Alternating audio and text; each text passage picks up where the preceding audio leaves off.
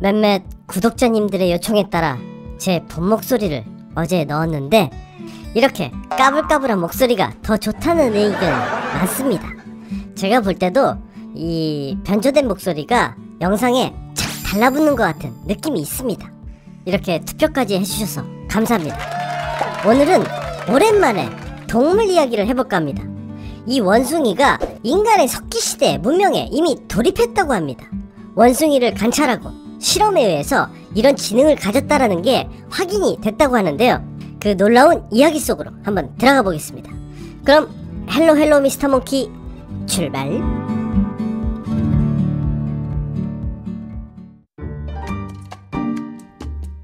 원숭이가 야자수를 쪼개는 모습입니다. 이 작업은 간단한 것 같지만 나름대로 노하우가 필요합니다.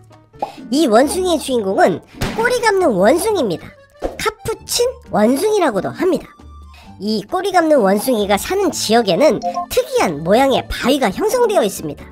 이곳의 바위들이 특이한 모양을 가진 데에는 특이한 사연이 있습니다. 그것은 바로 꼬리 감는 원숭이들이 야자 열매를 깨부수는 절구판으로 쓰이기 때문입니다. 새끼 원숭이들도 따라해봅니다. 하지만 잘못된 도구 선정으로 실패합니다. 이처럼 간단한 작업 같지만 나름대로 노하우가 필요합니다. 먼저 잘 익은 야자 열매를 고릅니다. 질긴 섬유질로 이루어진 겉껍질은 미리 까서 버립니다. 속껍질만 남은 야자 열매를 양지 바른 곳에 일주일 정도 말려놓습니다. 이렇게 바싹 말려 바삭해진 야자 열매는 깨지기 쉽게 됩니다. 그렇다고 아무렇게나 막 깰 수는 없습니다. 아직도 단단합니다.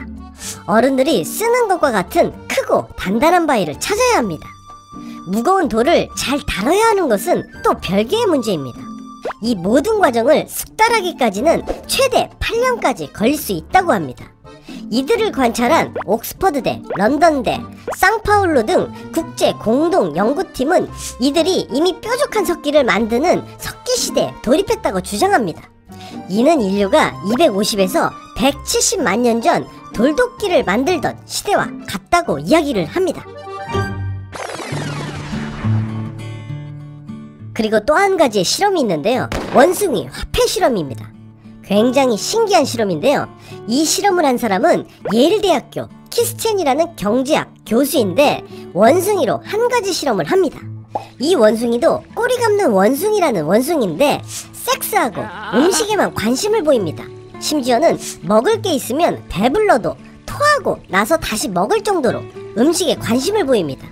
어쨌든 이 원숭이에게 돈에 대해서 가르치기 시작합니다. 어떻게?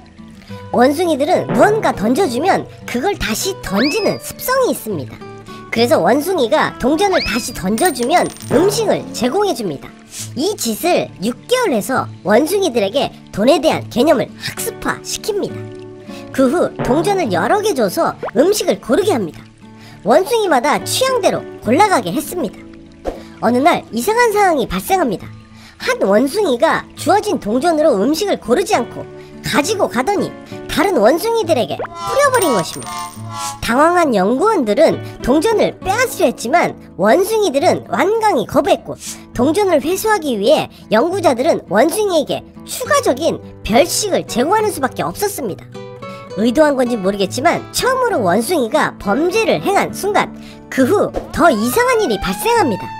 수컷 원숭이가 동전으로 음식을 사지 않고 매춘을 이용하기 시작한 것입니다. 수컷 원숭이가 암컷 원숭이에게 동전을 주고 꽁냥을 하고 암컷 원숭이는 일이 끝난 후 태연하게 화대로 음식을 사러 왔다고 합니다. 정말 희한한 일이네요. 끝입니다. 저의 짧은 생각엔 시간이 지남에 따라 살아있는 거라면 진화할 수밖에 없다고 생각이 듭니다. 말이 안 통하니 진화를 했는지 안 했는지 우리가 모를 뿐이죠.